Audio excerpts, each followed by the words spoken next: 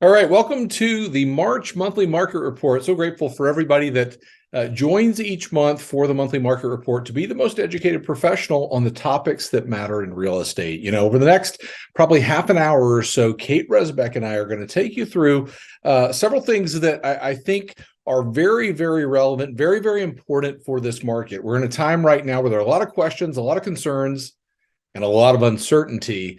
And my hope is that through this information, we give you what you need to be the expert for the clients you serve. So I'm going to hop in. I'm going to share my screen like we always do and get started. And I have this quote here from Max Dupree. He wrote a book called Leadership as an Art, is an Art. And the quote is, the first job of any leader, of a leader, is to define reality. I'm going to say of any leader. It says here of a leader is to define reality. And oh, by the way, we need to define reality right now in our business. And, if I were to pick a way to do that, it'd be this graphic right here that defines the reality of the last month in real estate. We started off the year and sort of seeing good buyer demand, good activity in the market. First part of February dipped down into the fives. And then as we start to hear, more uncertain economic news relative to inflation and other things, interest rates start to climb. And really that reaction that maybe we're not as far along in the fight against inflation as we thought is causing interest rates to rise. Other reasons for that as well. But let's just sort of keep it at that right now. And that's caused a lot of panic in the market and a lot of uncertainty in the market. But here's what I would tell you about this. If you think about this, you think about the last 30 days, we're starting to see this range of interest rates. We get some good news on inflation, and we're there in the low sixes and high fives. We get this sort of negative news on inflation, and it starts to send things a little bit higher, like we've seen as we're recording this. Interest rates are right there, just over 7%. And so I think as we define reality right now for our business, that is it. Now, I think there are things that we can do, and I'm going to talk about that here in a minute. The thing that we want to do and be aware of what influences interest rates is the 10-year treasury. If you look at this 30-year fixed mortgage rate, this is the same graphic as before, but in a bar chart and a line here, the line being the 10-year treasury yield. Interest rates are going to follow that, and they followed that straight up over the last 30 days. And the reason for that, I think we need to understand. Sam Cater from Freddie Mac said it really, really well. He said this: the economy is showing signs of resilience, mainly due to consumer spending and rates increasing. Overall housing costs are also increasing and therefore impacting inflation, which continues to persist. So what do we want to do in a time like this? What's in our control? How do we deliver the message? I think is what is top of mind for everybody. We how do we define reality with the clients we serve, the teams we're on, those that maybe are following us as leaders? It's this. It's to remind them and remind people, maybe it, maybe you followed the monthly market report, that over the last 50 years, the 30-year mortgage rate has moved in unison with the 10-year treasury yield. I just showed it to you in that bar graph with the line graph of the 10-year treasury. And so we know that it's followed that in unison, sort of this symbiotic relationship with a spread between the two of 1.7%. So that, really means you take the 10-year treasury, you add 1.7% to it, you get the 30-year fixed.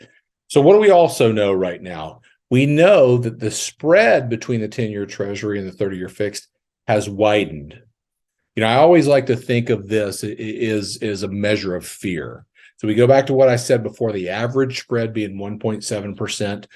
The average spread going back to the first of this year, 2.7%, almost 1% higher in the measure of fear, the measure of volatility in our business. Now, our job is we control the narrative. We get the message out there. We talk to people.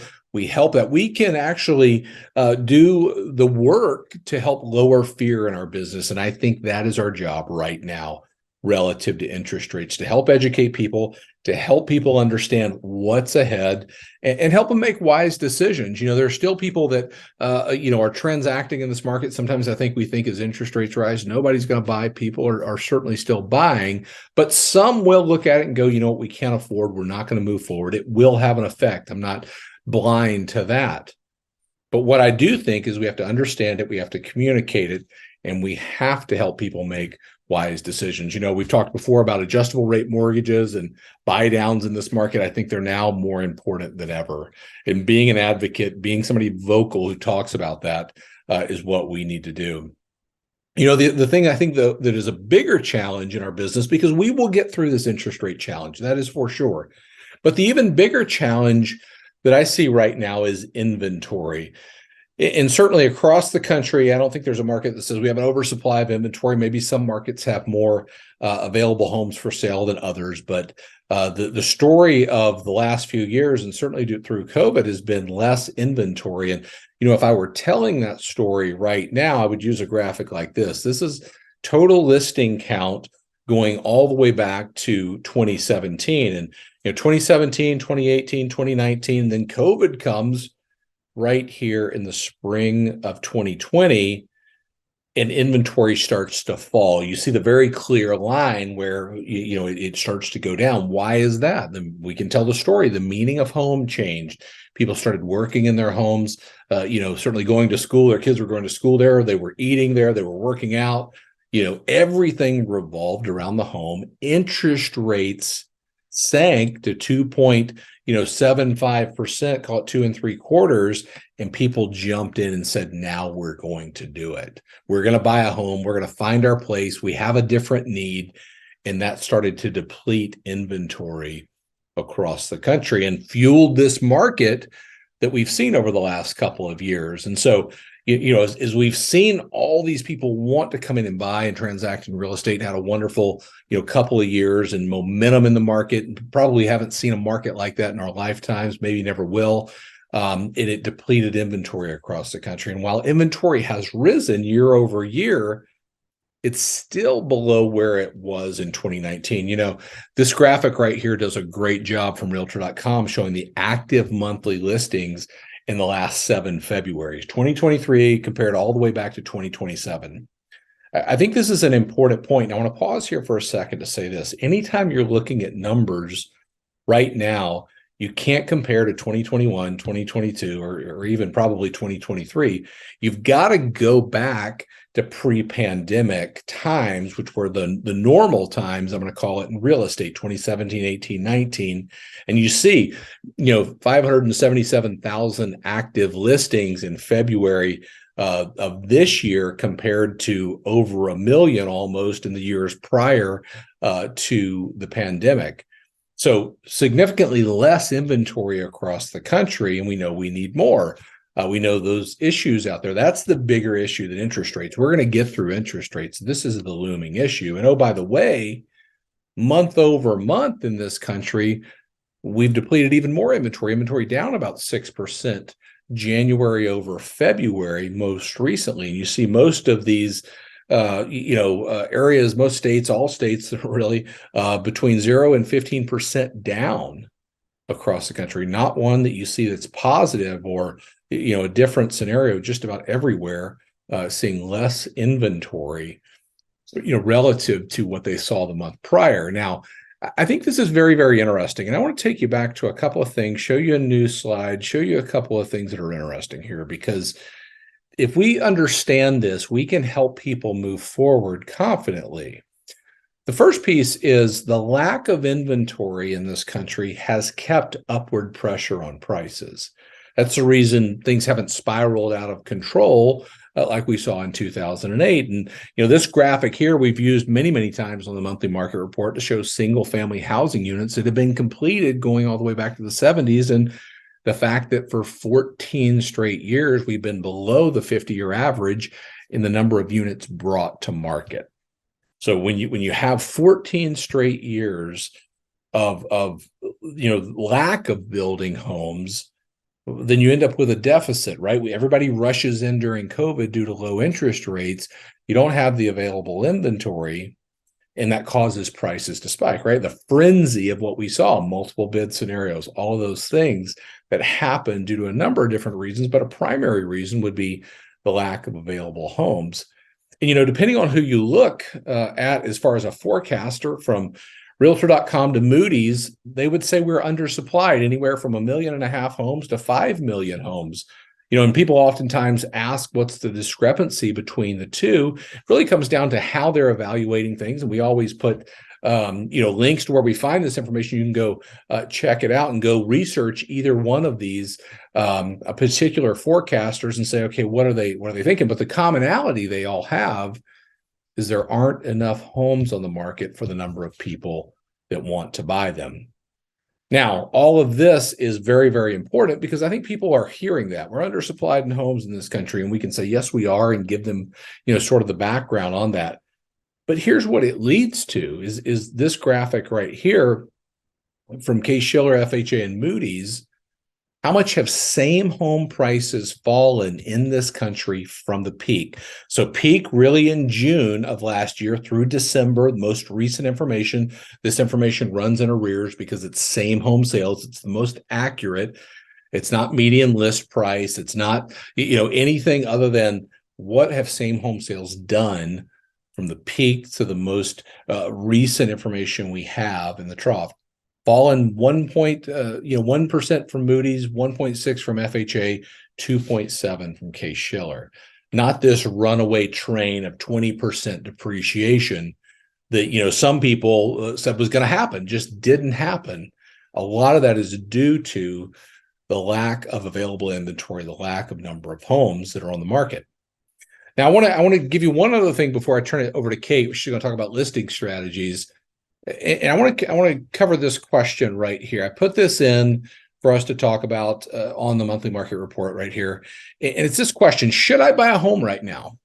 We've covered it before, but this is interesting. It's being sort of questioned right now. Is it cheaper to rent, or should I buy a home? I want to give you a perspective and some visuals that'll help you answer that question. Maybe record a video, maybe put information out there. 3 things are important about understanding this question. First of all, rent always goes up. This graphic right here shows the median asking rent since 1988. It's always gone up. Certainly in the last couple of years, it's gone up dramatically. When you buy a home, your mortgage payment remains fixed. Key piece here: rent goes up, mortgage payment, you can bring stability to that part of the largest expense of everyone in their household budget. Okay, second thing, prices go up. Well, let's look at this. This is the home price expectation survey as of the fourth quarter of this year. Oh, by the way, a little wrinkle there. They're projecting 1.6 depreciation in 2023, appreciation after the fact. And maybe you're saying, well, David, you can't say prices always go up when in 2023 they're forecasting prices to go down. Well, here's what I would say to that. Most people in the outlook would say, look, we're going through inflation. We'll get through that. Interest rates will come down over time. Well, also here, if you follow this home price expectation survey, prices may come down slightly. And I'm not making light of that, but here would be my point here. If you wait for prices, you wait for interest rates to come down, what do you think everybody else is going to do? It's almost like Black Friday at Walmart. You ain't getting in, right? And if you do get in, you're getting in a fight. That's the bottom line. And I do believe that will be around the corner, and certainly not the frenzied market, but there's an opportunity now. Oh, by the way, Kate's going to cover this as well. If you go back the last 30 years, the average appreciation in this country, almost 300%, 289% in home prices. So we can say confidently, homes go up in value. Rents always go up. You can secure your payment, your housing payment, through buying a home, and it's an appreciating asset. Okay, so rents always go up, prices go up, and what does that lead to? The third point here, that is a builder of equity. We take the home price expectation survey, we take an average price of $400,000, and before I get a lot of emails to say, I can't even buy a bathroom in my market for $400,000, you can use this and extrapolate it out to what it means for you. That's worth, over the next 5 years, $50,000 in equity. A much more normal real estate environment, no doubt. But as we look at the decision to buy a home, our job is to help people make powerful and confident decisions, educated decisions, but also show them the facts. Because there are a lot of people right now that are saying it doesn't make sense to buy a home. The real estate market's in trouble. Homes are going to lose 20% in value. This thing's going to crash. And it's just not true. And we can bring the truth to the market, to the people we serve. So I'm going to pause here and bring Kate in. She's going to talk about 3 ways to generate listings, and I'll turn it over to her. Thank you so much, David. I think you said it really well. We just don't have enough inventory to meet today's buyer demand. And one of the things that we try to do when we know these things about the market is make the insights that we're bringing really actionable. So you understand how to go ahead and do something about it. What can you do in this market? How can you help your clients? How can you drive your business? And so what I want to walk through right now is 3 ways to generate listings. And that's so important right now in a market where homes are staying on the market longer and agents are looking for listings. We want to make sure that you have the tools you need to make this happen. And so it really, at the end of the day, starts with having really powerful conversations. I was chatting with an agent just the other day who said you need to have more conversations in your business than you think you do. And that is such good advice.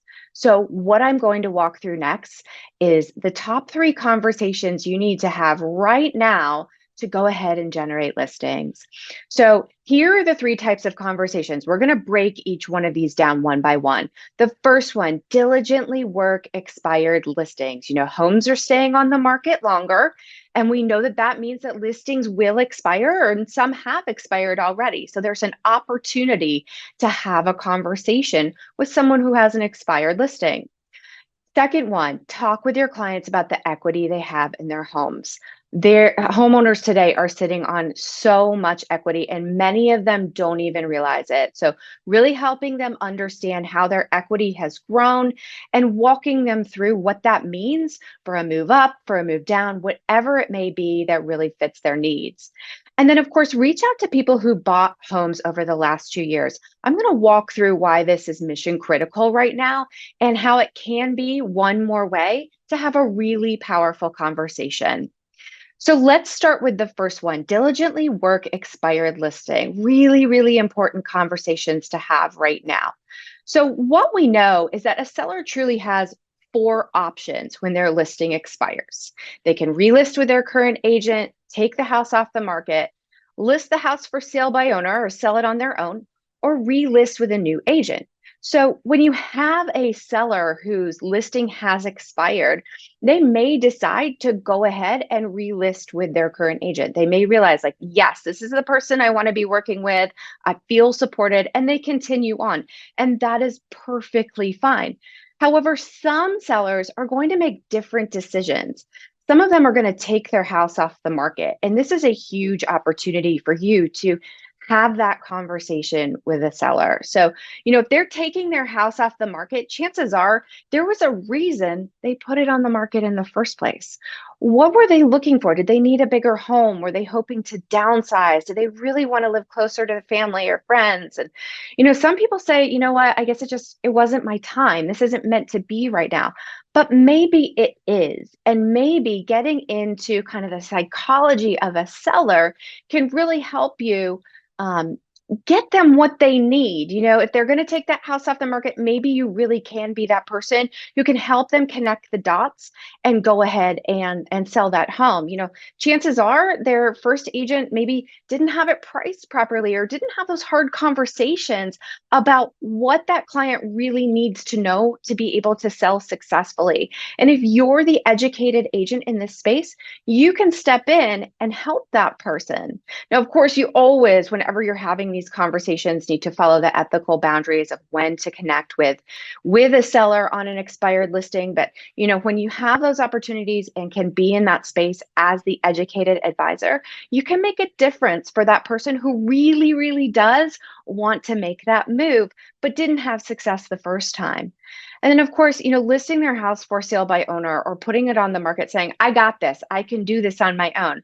Well, as an agent, you know the nuances and the complexities of every transaction from negotiations, contracts, paperwork, everything that goes into this. You want to be able to position yourself with someone so you can take away that hassle. You can help them. You can be that expert that they didn't even know they really need. So, really showing your value with someone who's thinking about selling their house on their own, huge, huge conversation to have. And then, of course, at the end of the day, they can relist with you if you've gone through this process and shown your value. So, really diligently working expired listings as we're seeing homes stay on the market longer, it's really, really impactful because, a couple years ago, listings weren't expiring. Everything was moving full steam ahead and homes were flying off the market. And we're in a different scenario right now. So, going back to that strategy that maybe you haven't tried in a while or maybe never needed to before could be really, really important for your clients, for your future clients, for your business. Diligently work those expired listings. Number one conversation to be having right now. So, what's the second conversation I want you to step into? That is talking with homeowners about the equity they have. Let me start with this quote from Adam Data. It says, 48% of mortgage residential properties in the United States were considered equity rich in the fourth quarter, meaning the combined estimated amount of loan balances secured by those properties was no more than 50% of their estimated market values. Homeowners have significant equity. They've gained it over the past couple of years. They've earned it over time. They may have more equity than they realize, and that can fuel their move. So, being able to help your neighbors, your friends, your past clients understand how much equity they have, doing a professional equity assessment report, walking them through all those financial opportunities that they're sitting on that they may not realize can really power that move. So let's take a look at what some of the data points to.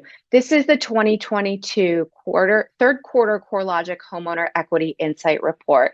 And what it shows that over 1 year alone, homeowners gained on average over $34,000 in equity.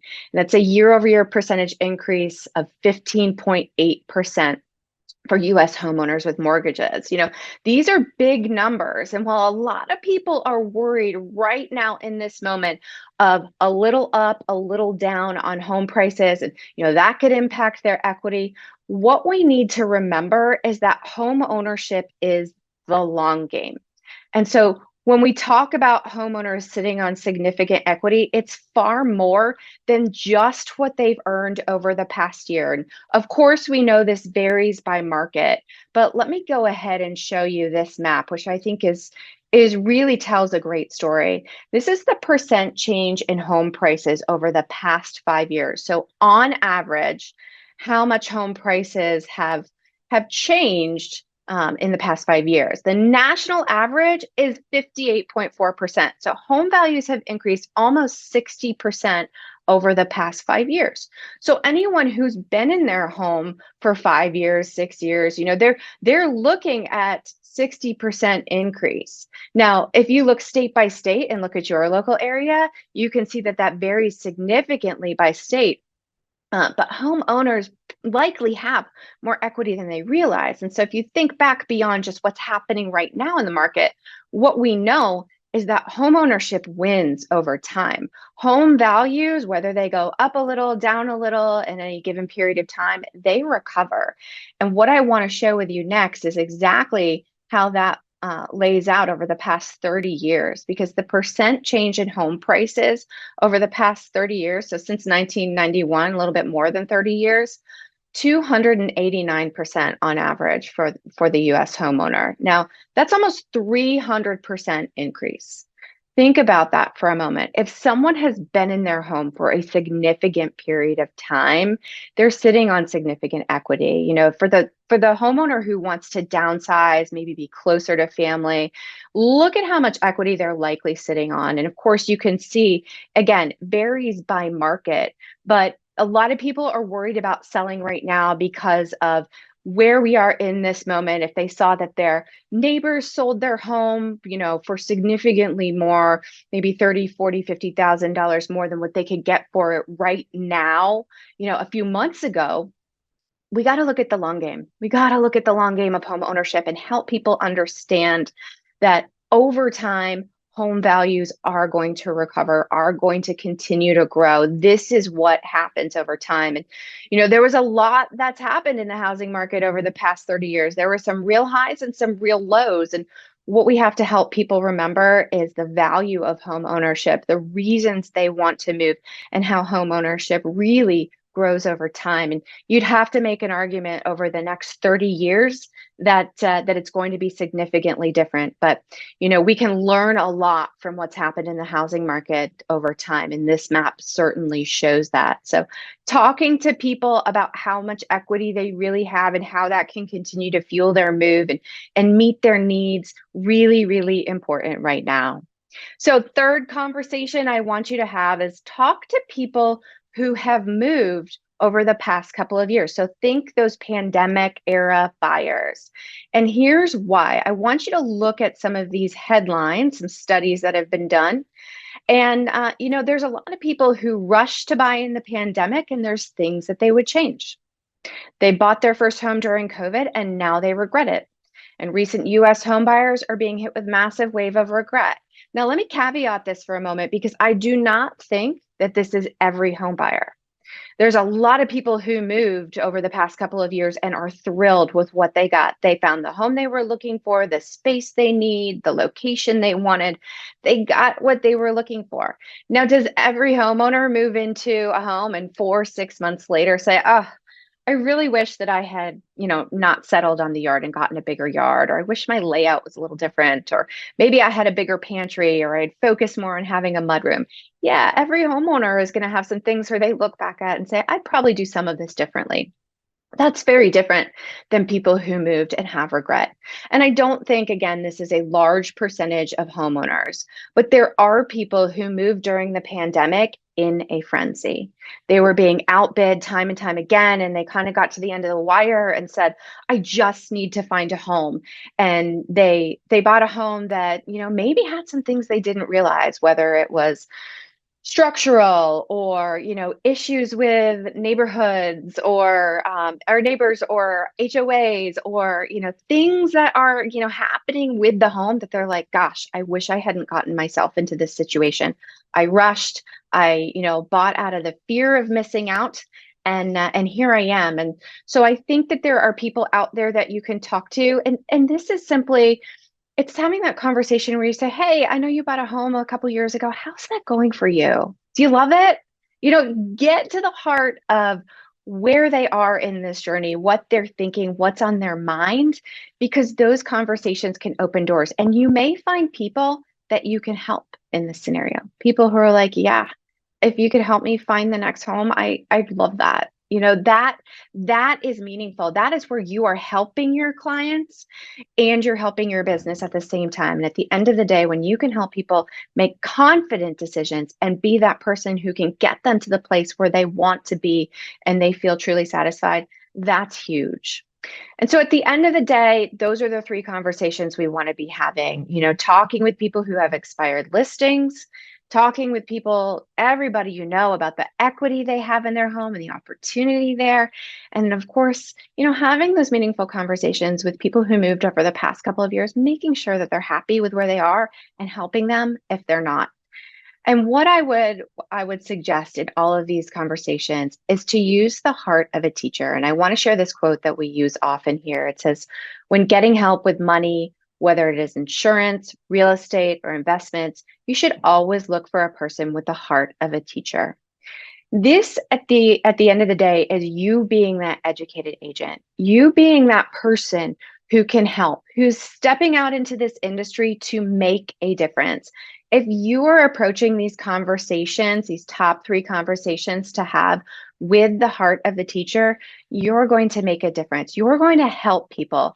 And I would hope that's why we're all in this business. It's to have that heart of a teacher and to really help people make the best decisions that they can, because you love that process and you love that opportunity to really help people shine. And so think about having a heart of the teacher, think about those top 3 conversations you have and go act on that. because having those conversations, again, have more conversations than you think you need to have. And that's going to make a difference as you head into this spring market. And speaking of the spring market, I want to share with you that we now have available our spring buyer and seller guides. They were just released on last week, the very beginning of March. So go ahead, download these, and you can share them with your clients. They're personalized to you. You can bring them to open houses. You can send them out digitally, print them, whatever you'd like. These are gold, and they are up to date with hyper relevant information on what's happening in the spring market right now and are great resources to go help your clients. So use these as you're having those powerful conversations, and you'll be in a great place. So as always, thank you so much for joining us for the monthly market report. We can't wait to see you back here next month.